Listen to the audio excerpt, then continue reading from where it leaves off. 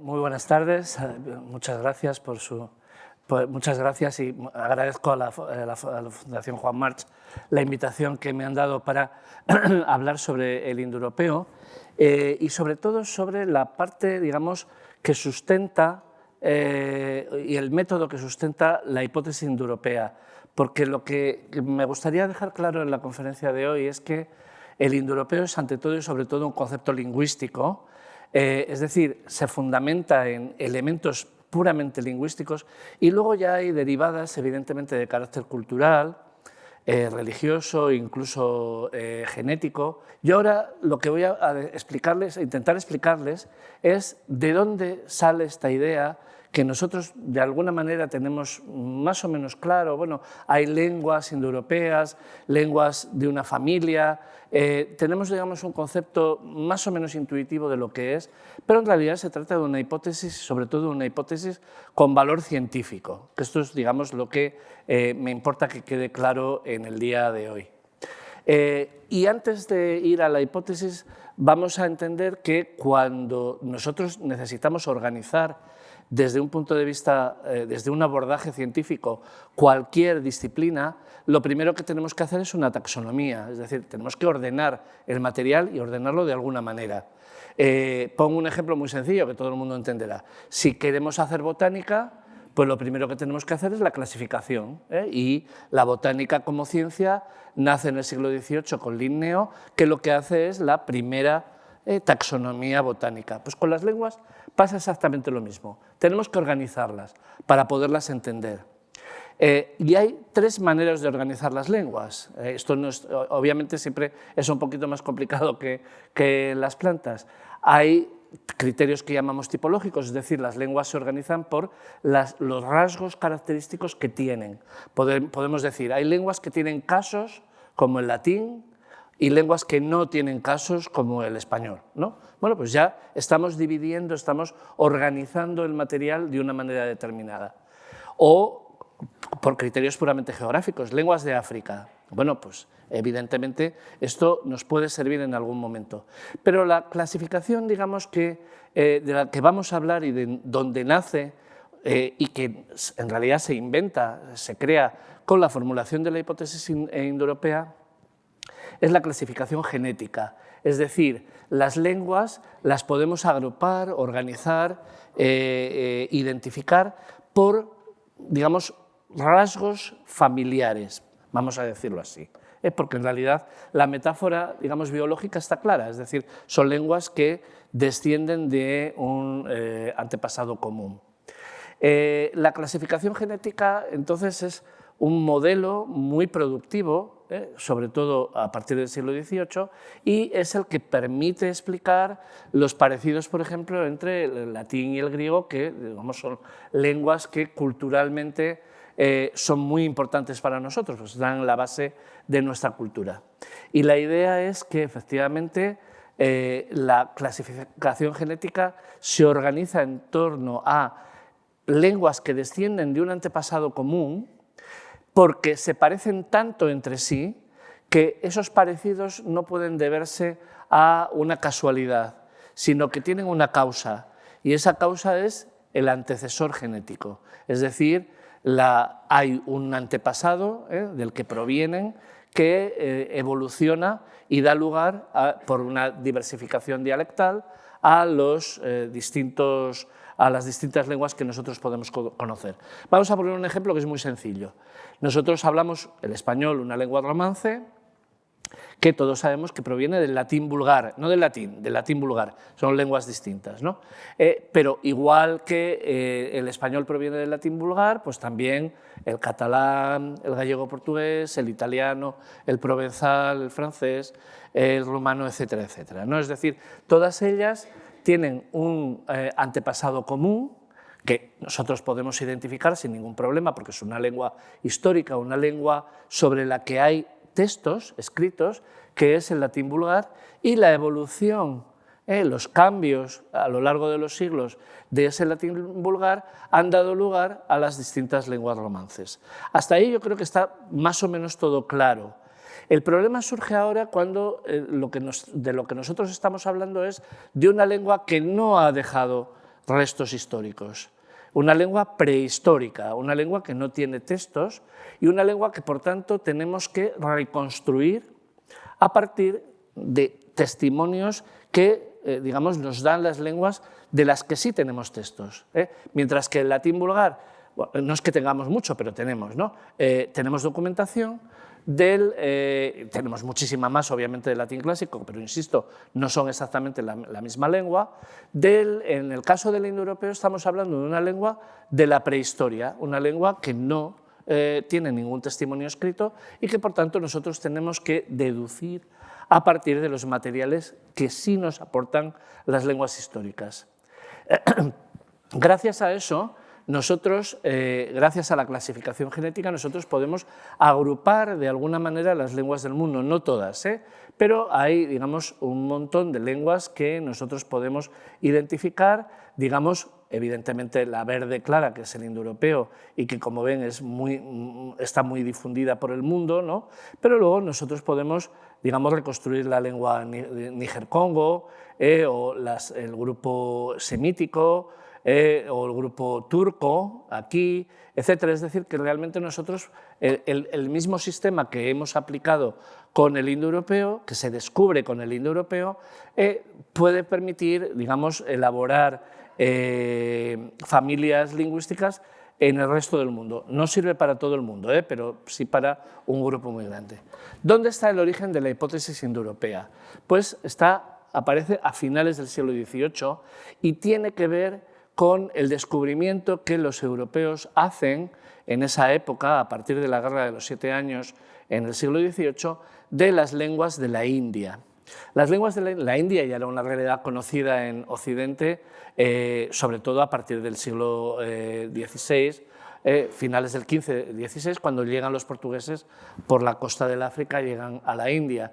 Pero por razones que son muy complicadas ahora de explicar, ni los misioneros ni los comerciantes europeos hasta el siglo XVIII se interesaron por aprender la lengua de la casta brahmánica, la lengua, digamos, sagrada de la India, el sánscrito, hasta este buen hombre que tenemos aquí en este retrato tan bonito de Sir Joshua Reynolds, que se llama Sir William Jones, que trabajaba como juez de la Compañía de Indias Orientales en Calcuta y para resolver, digamos, algunos casos específicos, algunos problemas jurídicos específicos, el hombre, que tenía una capacidad, era un políglota prodigioso, aprendió el sánscrito. Y claro, cuando de repente estudió sánscrito, se dio cuenta de que el parecido con el griego y el latín era pasmoso. Entonces pronunció una conferencia muy famosa en 1786, de la que todos citamos la misma frase, pero porque es muy interesante, porque, digamos, condensa el núcleo justamente de lo que estamos hablando, la hipótesis de la existencia de una lengua prehistórica que es el antepasado de griego, latín y sánscrito. Dice, el sánscrito, sea cual sea su antigüedad, que es mucha evidentemente, es de una estructura admirable. Más perfecto que el griego, más rico que el latín y más refinado que ambos, comparte con los dos una afinidad tan grande en las raíces de los verbos y en las formas gramaticales que no puede ser por casualidad, y resalto obviamente esto, tan grande es este parecido que ningún filólogo podría examinar las tres, es decir, sánscrito, griego y latín, sin creer que se han originado de una fuente común que ya no existe, es decir, una lengua prehistórica.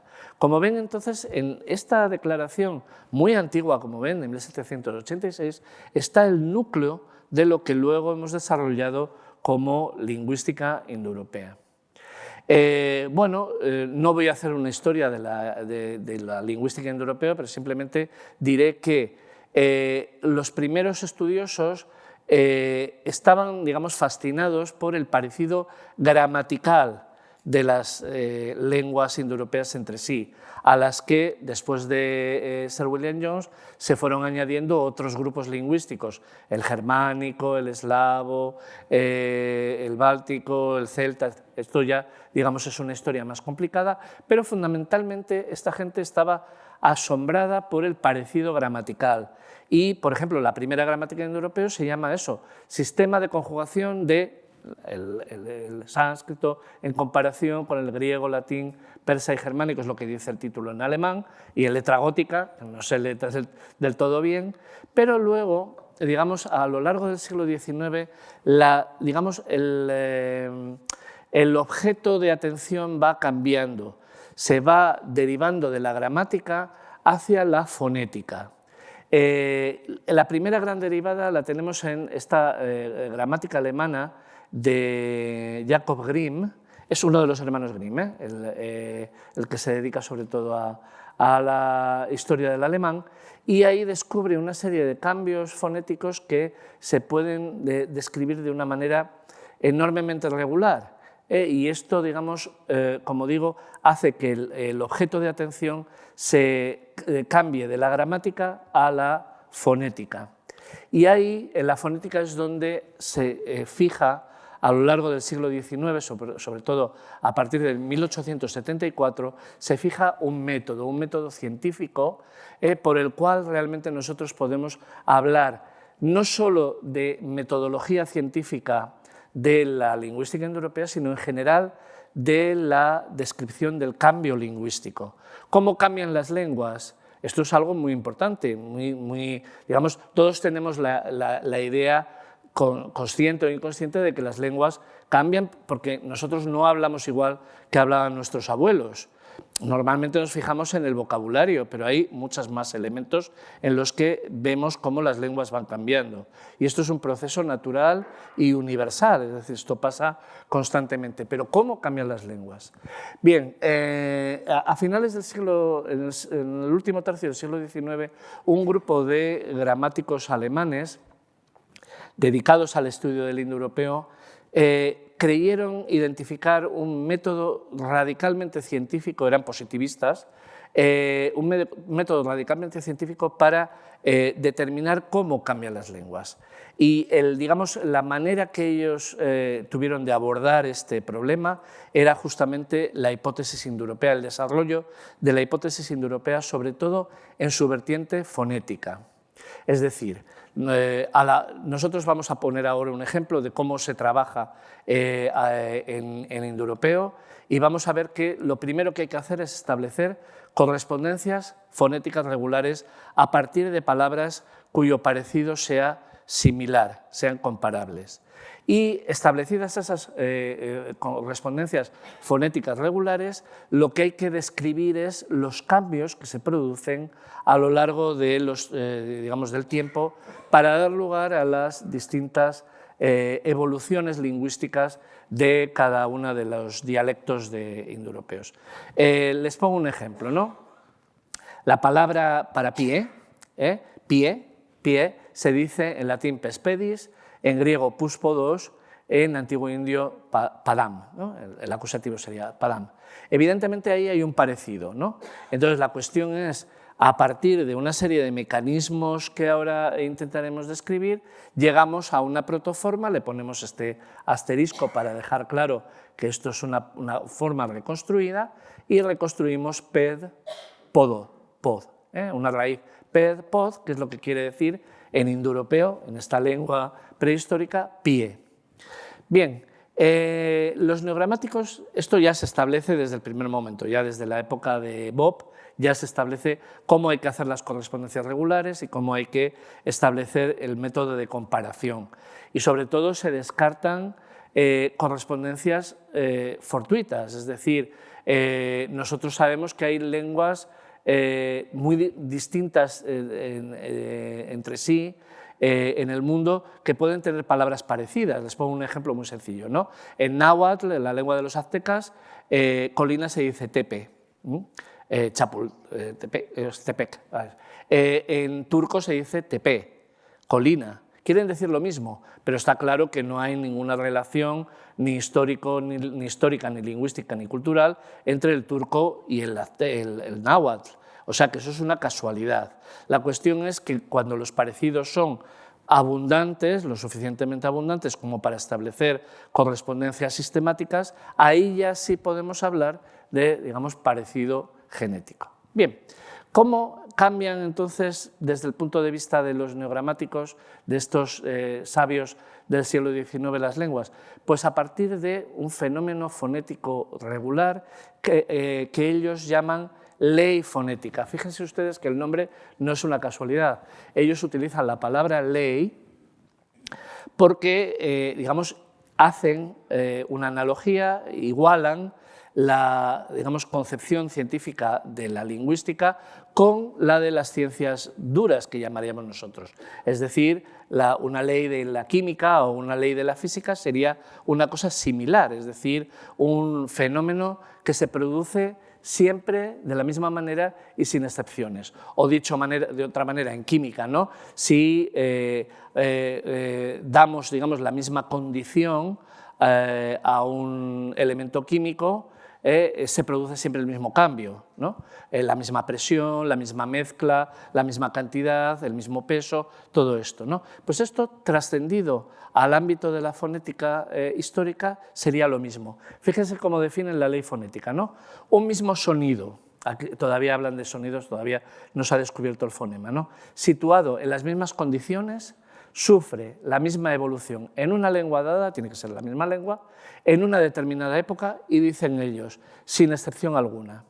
Nosotros sabemos hoy en día ya que las cosas no son, digamos, tan inexorables, tan radicales como la definía esta gente, pero sí que, digamos, la base del método científico está ahí.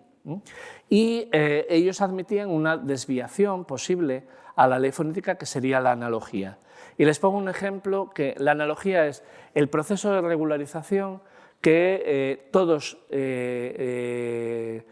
hacemos cuando aprendemos una lengua, sobre todo cuando somos niños. Todos ustedes recordarán, bueno, se darán cuenta de que un niño, cuando empieza a hablar, dice, en vez de hecho, dice hacido, por ejemplo, ¿no? O en vez de dicho, decido. Es decir, establece un paradigma de regularidad donde, en principio, lo que se encuentra es una irregularidad de la lengua. Entonces, como igual que partir da partido, pues decir da decido. Y los niños, digamos, comienzan a hacerlo hasta que, bueno, ya se dan cuenta de que la vida es dura y que decido no está bien dicho y hay que decir dicho. Vaya. Bien, la analogía entonces sería, digamos, un mecanismo que establece regularidad en las irregularidades que provoca el cambio fonético regular. Dicho de otra manera, nosotros sabemos que dicho en español viene de dictum del latín y que ese grupo cate evoluciona siempre a che en español, ¿no? La analogía, ese aprendizaje que hace el niño cuando, digamos, establece mecanismos de regularidad en su aprendizaje de la lengua, impone decido hasta que ya se da cuenta de que eso no puede ser así y tiene que aprender dicho, ¿no? Claro, a veces esta manera de hablar de los niños triunfa porque no hay, digamos, mecanismos de control, por así decirlo, suficientes dentro del ámbito de la regularización de las lenguas, es decir, de la normativización de las lenguas. Estamos hablando de lenguas como el español, que tienen un peso literario, una tradición muy grande, y entonces a nadie se le ocurre imponer, digamos, una forma analógica en lugar de una forma regular. Es decir, nadie dice decido que tenga más de 4 años, ¿no? Pero evidentemente si nos ponemos en un contexto como el de la desaparición del latín, en el que evidentemente no hay ese control de la escuela, de los medios de comunicación, digamos, de la literatura en general, pues la analogía termina triunfando. Que eso es lo que, digamos, ven o perciben los neogramáticos como un mecanismo que va en contra de la ley fonética, una regularización impuesta por la analogía. No sé si lo he dicho de una manera suficientemente clara. Les voy a poner otro ejemplo para que lo entiendan mejor. En latín, la palabra para flor, del español, el español flor viene del acusativo florem, del latín, y eso forma parte de una declinación, ¿no? Una declinación en la que el nominativo es flos, es un tema en S, pero luego esa S en posición intervocálica, por un fenómeno que es efectivamente una ley fonética regular, de las que definieron los neogramáticos, esa S en posición intervocálica, en esa posición, entre vocales, siempre sufre el mismo fenómeno, se convierte en una R. De modo que flos da acusativo florem, genitivo floris, etcétera, etcétera. ¿Qué es lo que pasa? Que andando el tiempo, los niños latinos, o los latinos mayores, mejor dicho, terminan imponiendo esa R que está en todo el paradigma al nominativo que no la tenía. Y entonces, en lugar de ser flos, termina convirtiéndose en flor. Es decir, tenemos una regularización de la declinación, por la cual, digamos, la R, que estaba solamente en el acusativo, el genitivo, es decir, los casos distintos del nominativo, trasciende, se coloca en el lugar donde en origen no debería de estar, que es el nominativo. Esa es, digamos, la excepción de la analogía, la excepción que impone la regularidad. ¿Qué es lo que buscamos con la reconstrucción lingüística? Pues, evidentemente, lo primero de todo, lo que veía Sir William Jones, ¿no? La recuperación de un protosistema gramatical, es decir, una fonética, una morfología, una sintaxis, es decir, todos los elementos que normalmente agrupamos dentro de lo que llamamos gramática de las lenguas, lo restituiríamos a una lengua prehistórica a partir de los datos de las lenguas realmente históricas. Pero no solo eso, gracias a eso nosotros podríamos describir en detalle cómo evoluciona de ese protosistema gramatical, cómo van evolucionando las formas a las distintas lenguas históricas que nosotros vamos encontrando en la documentación histórica. Y luego, evidentemente, el punto final sería en realidad el punto de partida también, es decir, una agrupación genética, una agrupación coherente de todas las lenguas de ese grupo, es decir, cómo nos organizamos, cómo organizamos la dialectalización, cómo se convierten en formas derivadas de esa protolengua originaria las lenguas históricas que vamos encontrando en nuestro procedimiento. Con ello, nosotros restituimos un elemento, como digo, fundamentalmente de carácter lingüístico. Es decir, cuando hablamos de indoeuropeo no estamos hablando de raza, no estamos hablando de etnia, no estamos hablando de nada de eso, estamos hablando de lengua y además de lingüística en realidad. La derivación cultural de la que les hablará Eugenio Luján el jueves es lógica, es decir, si esta gente habló una lengua determinada en algún momento de la historia, en algún punto geográfico del mundo, evidentemente tuvo que tener una literatura, porque todas las lenguas del mundo tienen obligatoriamente literatura. No hay ninguna lengua en el mundo que no genere una manifestación literaria. Y evidentemente una manifestación cultural. Es decir, hay, digamos, rasgos culturales que son propios de las lenguas distintas y eso nosotros podemos deducir elementos a partir de muchas cosas, no solo de lo puramente lingüístico. Pero insisto, el punto de partida del indoeuropeo no es racial, es evidentemente lingüístico. Otra cosa es que efectivamente a partir de los parecidos que vamos encontrando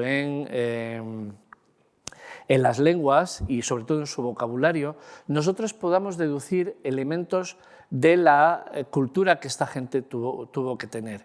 Y esos elementos culturales nos permiten formular hipótesis acerca del lugar donde pudieron haber estado digamos, hablando esa lengua real, esa lengua prehistórica que nosotros formulamos con la hipótesis. Por decirlo de una manera muy rápida, hay muchas posibilidades, se han formulado muchas hipótesis acerca de dónde estuvieron o dónde existieron, dónde hablaron esa lengua los indoeuropeos. Hoy en día la corriente mayoritaria, aunque no es la única, lo sitúa en torno al 5.000, 4.000 a.C., fíjense ustedes, estamos hablando de una fecha muy antigua, en las estepas pónticas, es decir, en lo que hoy en día sería el sureste de Ucrania, la zona precisamente que está actualmente en conflicto. Ahí hay una cultura material, una cultura arqueológica que se llama la cultura de los kurganes, es decir, kurgan quiere decir precisamente en ucraniano colina artificial. Estos son colinas artificiales que se ven, ya saben ustedes que Ucrania es un país muy llano, ¿no? Y de repente aparecen colinas que son artificiales donde se pueden excavando nos dan información de una cultura prehistórica que tiene las características sociológicas, culturales, que nosotros sí podemos asumir que podían tener los indoeuropeos en época de unidad lingüística, es decir, una familia patrilineal, un carro de 4 ruedas, caballo domesticado, una serie de cosas que efectivamente nosotros sí que sabemos que, por lo lingüístico, sabemos que caracterizaban o podían caracterizar a los indoeuropeos. Pero bien, esto ya sería, digamos, un elemento más complicado de desarrollar. Ahora simplemente quiero abordar con ustedes una especie de juego para que vean cómo trabajamos en lingüística comparada. Es decir, si yo establezco unas correspondencias con un significado común, ¿no? Un significado que es fácilmente identificable: pie, agua y comer, 3 lexemas, ¿no? En inglés y en alemán, food, Fuß, water, Wasser, eat, Essen, se parecen, no del todo, pero sí se parecen bastante. Vamos a fijarnos en el primer sonido, ¿no? La F, que es la misma en inglés y en alemán, la W, la wow, esta water o Wasser, que es igual, no se pronuncia igual, pero se escribe igual, o eat, Essen, que se escribe igual, pero tampoco se pronuncia igual. Parece que, bueno, el parecido está, pero hay algunos elementos que cambian, ¿no? Si vamos retrotrayendo las lenguas germánicas a testimonios más antiguos, nos encontraremos con que efectivamente tenemos las cosas un poco más claras. Estas son las lenguas modernas que hemos visto. En holandés, no se fijen ustedes en la grafía, sino en cómo lo pronuncio yo, ¿no? Foot, Fot en antiguo inglés, Fos en antiguo alto alemán, Fotus en gótico, Fotr en antiguo irlandés. Está clara que la F, sobre la F no tenemos ninguna duda, es decir, el protogermánico para la palabra pie tenía una F, ¿no? Y lo mismo con esta wow, llamamos técnicamente wow a la U consonántica, ¿no? Water, Wasser, ahí evidentemente la wow ha evolucionado a V, pero en holandés water, weter, wasser, wato, watn, tenemos que la wow está clara, aunque en algunas lenguas, como el alemán moderno o el antiguo islandés, ha evolucionado a V. Y luego esta E larga, it, esen, eten, etan, etzan, itan o eta, evidentemente ahí se ha cerrado en I, en gótico, como en inglés, pero la E parece que está clara.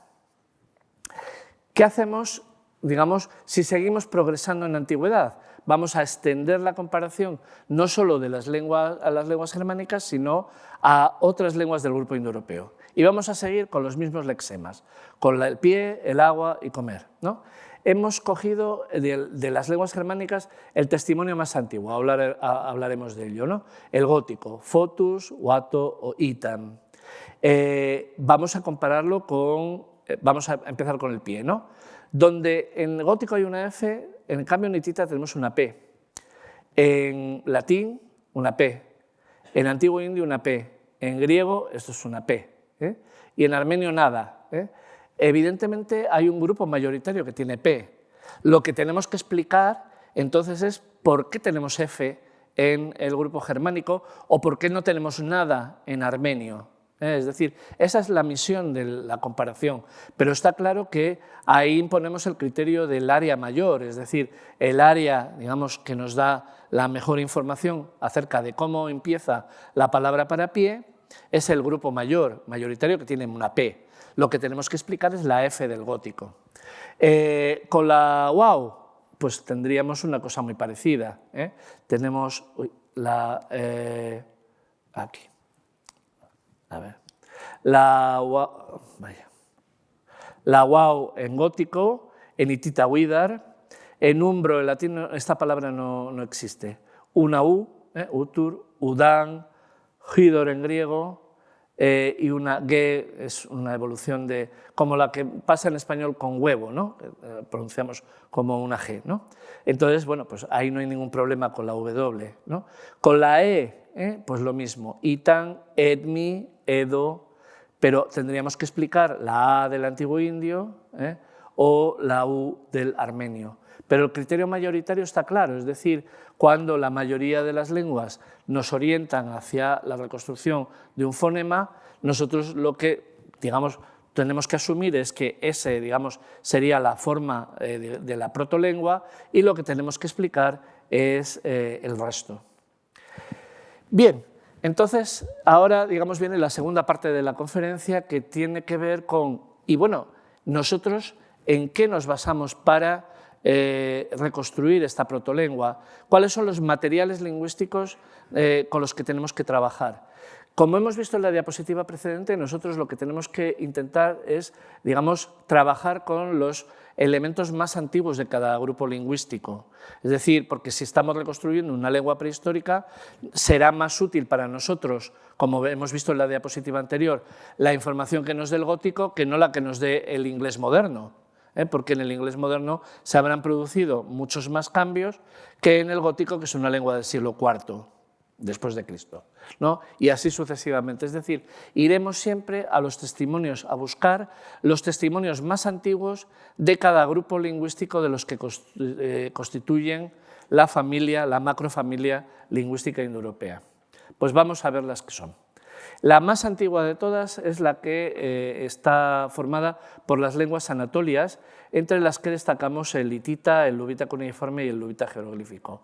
Son estas, se hablaron en el segundo milenio antes de Cristo, es decir, entre más o menos el 1900 antes de Cristo y el 1200 antes de Cristo, es decir, el bronce tardío, y de la que tenemos más documentación es del hitita, que estaría geográficamente aquí. Pero luego tenemos bastante información acerca de una lengua emparentada que llamamos luvita y que tiene el interés de que atraviesa, por así decirlo, el cambio de era.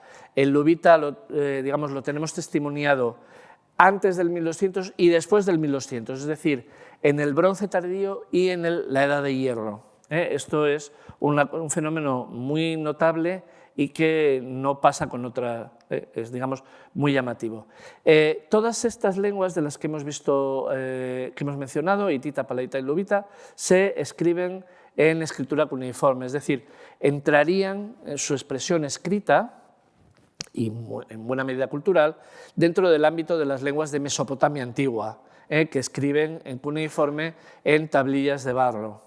Pero hay una excepción muy notable, que es el luvita. El luvita se puede escribir en jeroglífico, pero también crea un sistema de escritura propio, que es el luvita jeroglífico, que ven ustedes que tiene ese aspecto tan bonito y son jeroglíficos puramente nativos, no son los jeroglíficos egipcios, parece ser una invención anatolia y tienen la particularidad de que se comienzan a escribir en la edad de bronce, pero se continúan escribiendo hasta el año 700 a.C., es decir, durante la Edad de Hierro. Sobreviven, por tanto, a la crisis, al cataclismo, digamos, político y cultural que supone la invasión de los llamados, por llamarlo de alguna manera, pueblos del mar. Otra gran familia lingüística es la que llamamos las lenguas indoiranias, que obviamente son lenguas de Irán y de India.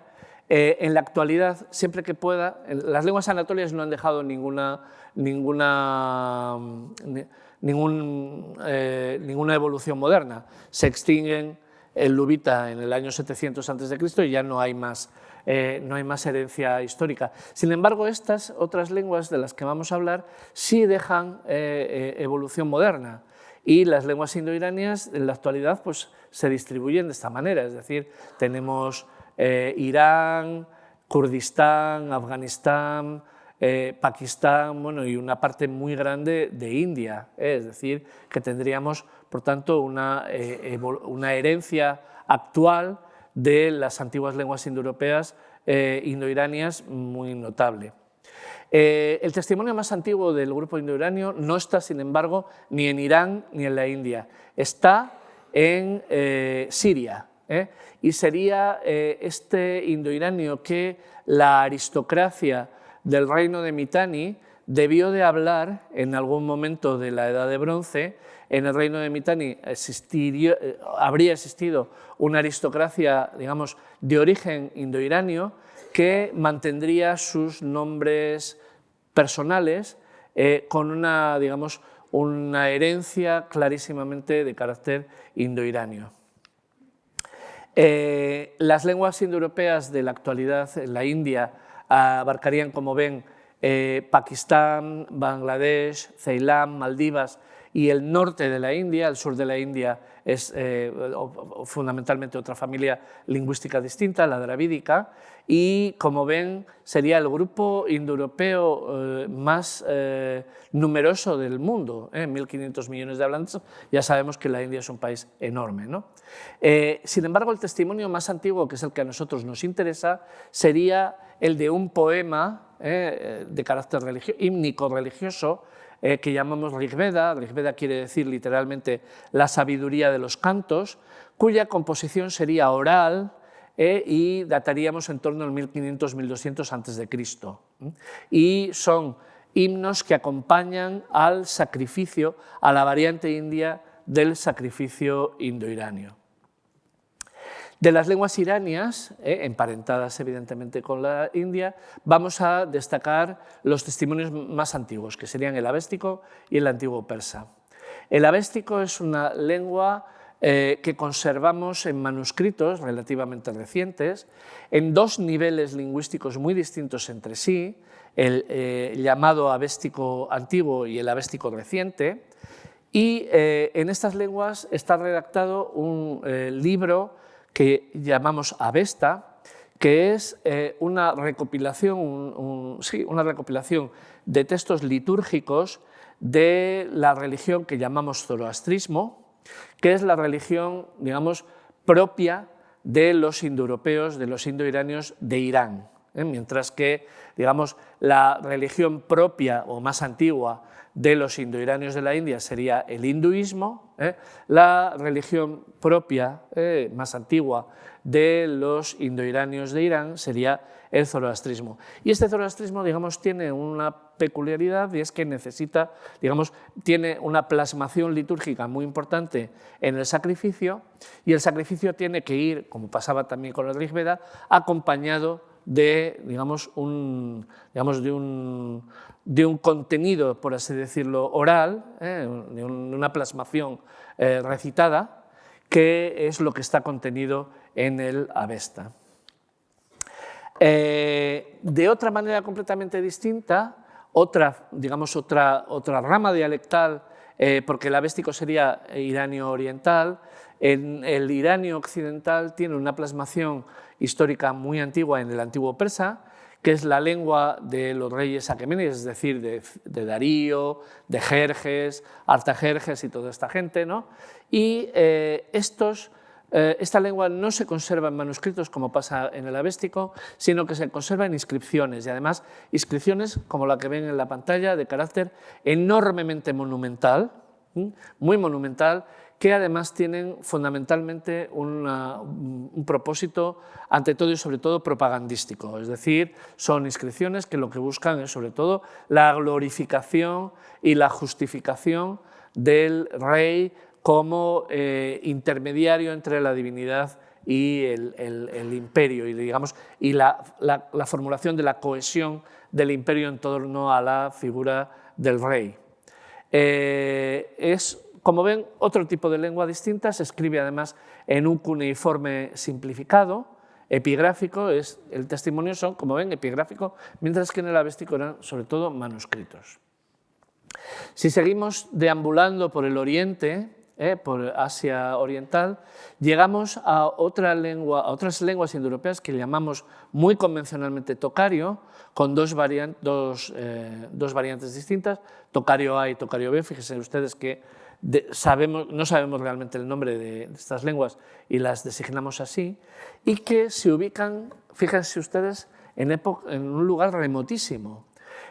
Son lenguas que aparecen fundamentalmente en los oasis que bordean el desierto del Taklamakan y por donde transcurre la ruta de la seda. Son lenguas que aparecen mucho más, en época mucho más reciente de las otras que hemos estado hablando. Normalmente los textos en los que se nos transmite el tocario A y el tocario B son fundamentalmente del siglo IX, siglo X después de Cristo, y aparecen en monasterios, muchas veces en cámaras secretas guardadas en monasterios, antiguos monasterios budistas de los oasis de la Ruta de la Seda, y fundamentalmente es una lengua que tiene muy poca literatura propia, sobre todo lo que tiene es traducción de textos budistas, porque digamos, se conserva como un patrimonio monástico fundamentalmente, ¿no? Hay algunos textos originales, pero en su inmensa mayoría, como les digo, son traducciones de textos budistas.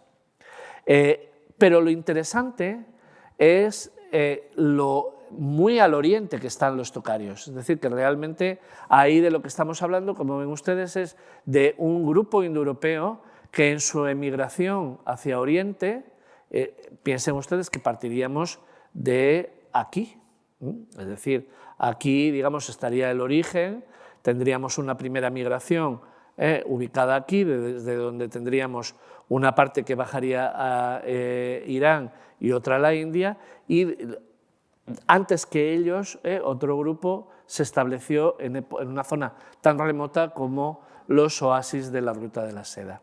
Bien, al oriente, pero no tanto, tendríamos el armenio.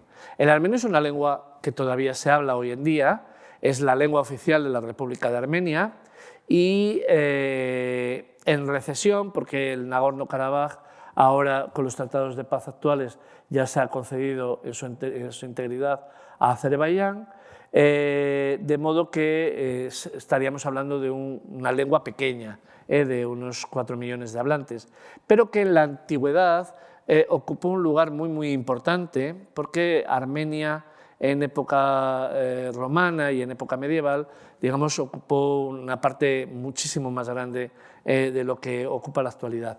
Lo más importante de todo es que cuando los armenios entran en la historia, lo hacen precisamente por su conversión al cristianismo y porque esa conversión al cristianismo implica que se traduce la Biblia y textos litúrgicos al armenio. Es decir, el armenio, como otras lenguas indoeuropeas que vamos a ver más adelante, es una de las lenguas que entran en la historia por la conversión al cristianismo. Se crea un alfabeto específico, como el que ven en la pantalla, y se traduce la Biblia, una traducción además muy elegante, muy buena, del original griego en este caso.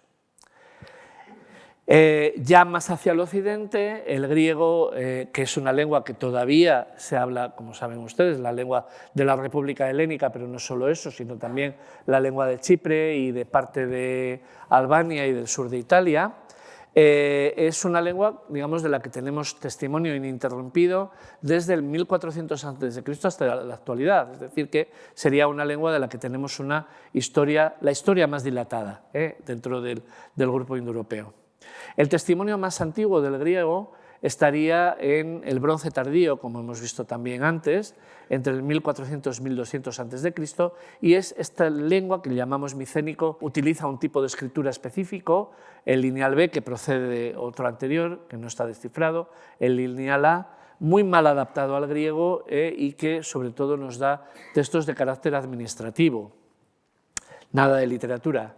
Pero, como todos saben ustedes, ya cuando los griegos pasan al primer milenio antes de Cristo, lo pasan en una situación de dialectalización muy intensa, prácticamente cada polis habla un dialecto distinto, pero dentro de esa fragmentación dialectal tenemos una gran literatura. En primer lugar, el griego homérico, que es una mezcla dialectal, ¿no? Y luego ya las propias, digamos, la lírica griega, el griego ático, en el que escriben Platón o los tragediógrafos, es decir, la gran literatura de época clásica griega que ha marcado el nacimiento de la cultura occidental, como hemos visto.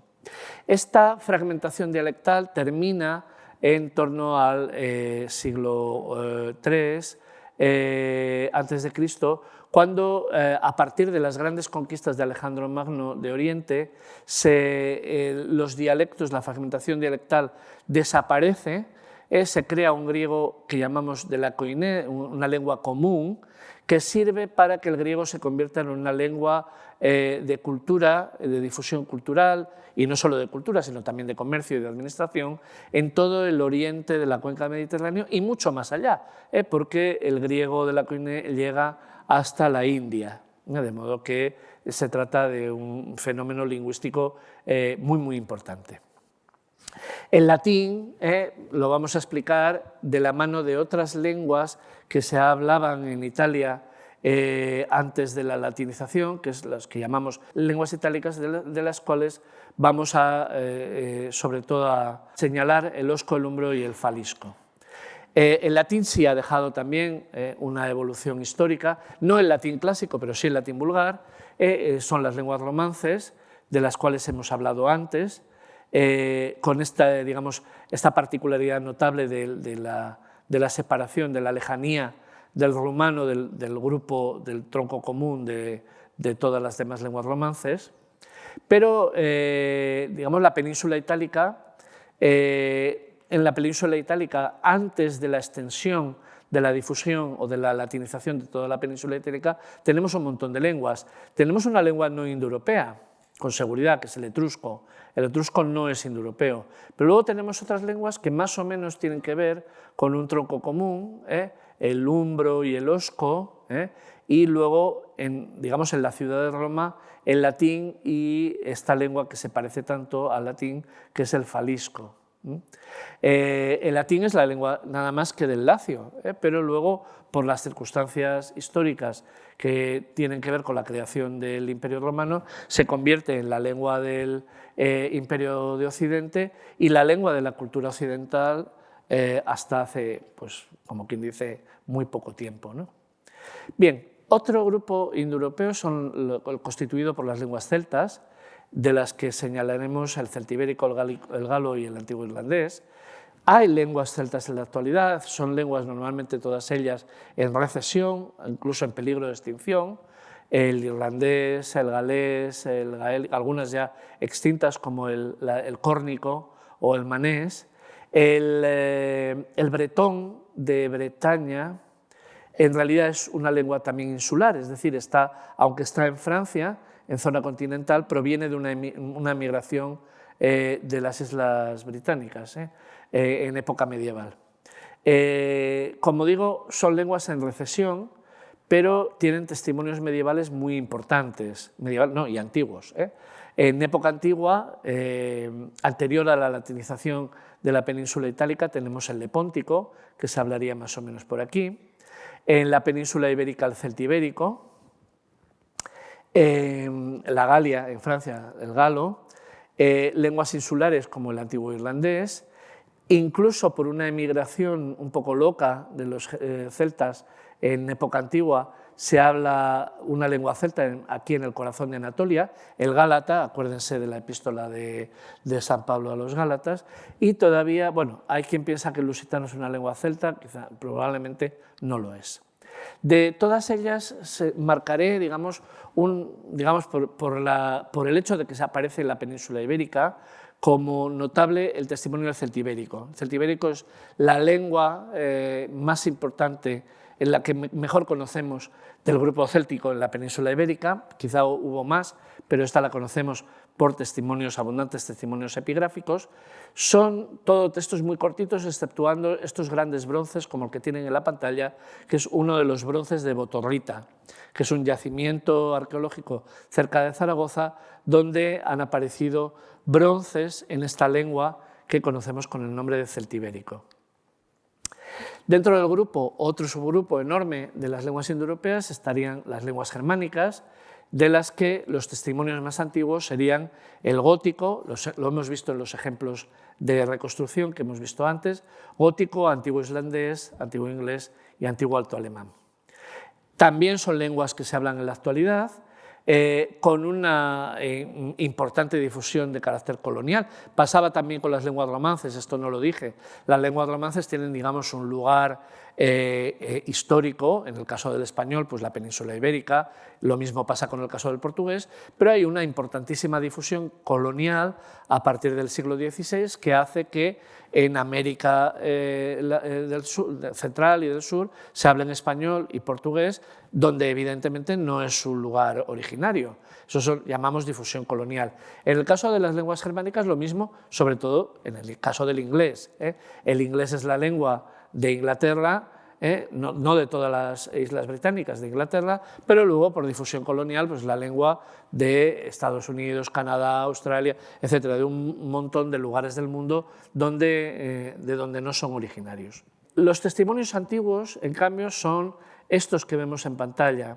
El gótico, del que hablaremos ahora porque tiene una distribución geográfica muy peculiar, lenguas bajo alemanas, como el antiguo frisón, que estaría por aquí, o el antiguo inglés, lógicamente aquí, el antiguo alto alemán, el antiguo sajón, y luego ya las lenguas escandinavas, que estarían, digamos, en Escandinavia y sobre todo con un testimonio muy importante desde el punto de vista literario, que es el antiguo islandés. El testimonio más antiguo es el del gótico, que es otra de las lenguas, como las que hablábamos antes, que entran en la historia como consecuencia de la cristianización. Los góticos son evangelizados por un señor llamado Ulfilas o Wulfilas. La palabra lleva la raíz de la palabra lobo, wolf, ¿no? Que era un godo deportado a Capadocia, donde aprendió griego y fue enviado como obispo para evangelizar a los godos cuando estaban en la zona de lo que es actualmente Hungría, en Mesia.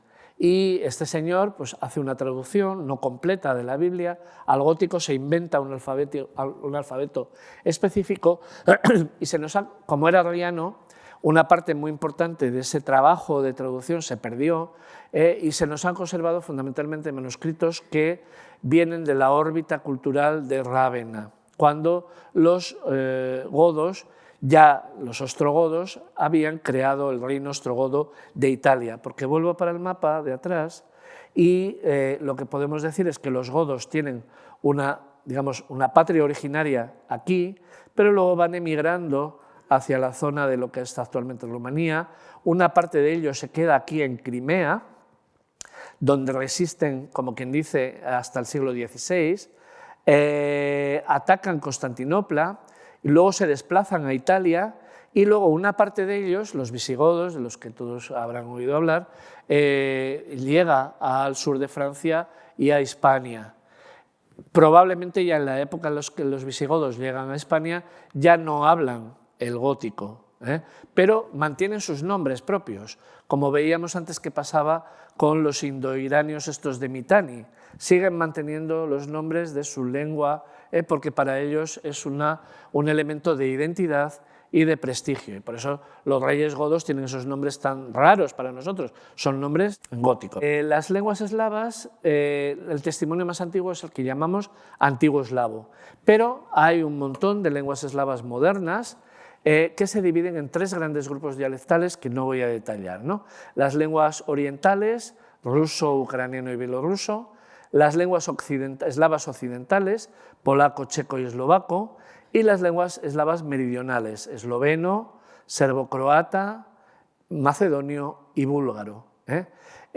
Sin embargo, todas ellas tienen un antepasado común prehistórico que llamamos eslavo común, y una lengua, digamos, más antigua, que es una lengua de cultura que se crea en el siglo IX, una vez más como consecuencia de la cristianización. Es decir, aunque esta gente ya era cristiana, dos hermanos llamados Constantino el filósofo y Metodio, a Constantino el filósofo todos le conocemos con el nombre de Cirilo, pero no se llamaba Cirilo, van a Moravia, enviados por el emperador bizantino, a organizar la estructura eclesial de ahí. y para ello crean una lengua nueva con un alfabeto que se inventa Constantino, que es este alfabeto así, con esta pinta tan particular, que es el glagolítico, y crean una lengua literaria de traducción, sobre todo traducción de textos litúrgicos, traducción de la Biblia, sobre todo a partir del griego, aunque hay algunas traducciones que no lo son. Los discípulos, la misión fracasa, es un desastre, y los discípulos de Metodio tienen que huir a Bulgaria, donde crean una nueva escuela de traducción, tienen que volver a rehacer todo el trabajo perdido en Moravia y se inventan un nuevo alfabeto, que este es el que llamamos convencionalmente cirílico. Es decir, Cirilo no inventó el cirílico, Cirilo no fue misionero, y Cirilo ni siquiera se llamaba Cirilo, es decir, que realmente es todo, digamos, una serie de confusiones históricas que me gusta siempre señalar cuando lo explico, porque realmente todo, digamos, está mal en la designación de todo esto, ¿no? Bien. El antiguo eslavo, por tanto, sería el testimonio escrito histórico más antiguo de una lengua eslava y, una vez más, tiene que ver con el proceso de cristianización de un grupo lingüístico indoeuropeo. Y ya voy terminando, no vemos todas las lenguas, hay lenguas que tienen, digamos, menos utilidad desde el punto de vista lingüístico, como el albanés, lenguas que tienen testimonios muy fragmentarios, como el frigio, es decir, hay lenguas, digamos, que también forman parte del grupo indoeuropeo, pero no les voy a aburrir con todo esto. Y ya voy terminando con las lenguas bálticas, de las que hablamos o señalamos los testimonios más importantes en el antiguo prusiano, el lituano y el letón. ¿Hay lenguas bálticas en la actualidad? Sí, son el lituano y el letón, que están en el Báltico, como su nombre indica, son las lenguas oficiales de Lituania y de Letonia, pero existió en época, hasta el siglo XVIII, una lengua muy importante aquí, que se llama antiguo prusiano, que es una lengua de la que tenemos unos testimonios muy pequeños, pero muy interesantes, muy mal comprensibles, y que desapareció, se germanizó toda la zona, pasó a hablar alemán y en el siglo XVIII desapareció. De las lenguas, digamos, cuando esta gente, digamos, tropieza, por así decirlo, nunca mejor dicho, con otras culturas occidentales, fundamentalmente los eslavos por el sur y los alemanes por el occidente, están divididos en tribus paganas y, digamos, se resisten muy enérgicamente a la cristianización. Tan es así que realmente la cristianización del Báltico se tiene que hacer a base de cruzadas de una manera muy violenta durante el siglo XIV y el siglo XV. Y todas estas tribus, entre las que estarían, como hemos visto, los prusianos de los que les hablaba antes, terminan configurando un estado muy importante que es la República de Lituania, en el siglo XVI. En este contexto es donde aparecen los primeros testimonios del lituano, que tienen que ver fundamentalmente con la reforma protestante. Fíjense ustedes, digamos, en qué medida nos acercamos hacia el presente, ¿no? De modo que cuando los misioneros luteranos trabajan en esta zona, traducen al lituano, a partir del polaco o del alemán, catecismos luteranos para luteranizar, por así decirlo, esta gente que, como quien dice, estaba recién cristianizada, ¿no? Esos serían los testimonios más antiguos que tenemos del lituano. Me dirán ustedes, bueno, pues el lituano es del siglo XVI, tendrá muy poco interés desde el punto de vista histórico para la reconstrucción del indoeuropeo. Pues no, es una lengua de un testimonio muy reciente y, sin embargo, enormemente arcaica, muy arcaica, sobre todo por lo que tiene que ver con la fonética, pero también con la gramática, y es una lengua enormemente útil a la hora de hacer la reconstrucción de la fonética y de la gramática del indoeuropeo.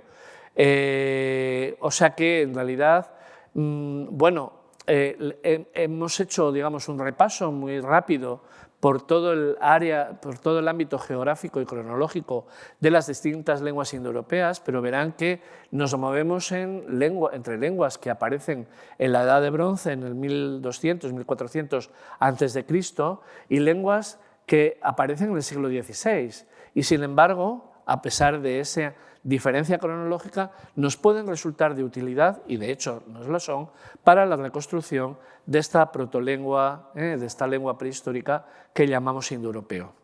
Ya no les canso más, porque evidentemente esto ha sido, digamos, un viaje muy exhaustivo a lo largo del panorama lingüístico de Europa y de Asia, y les agradezco muchísimo su atención. Muchas gracias.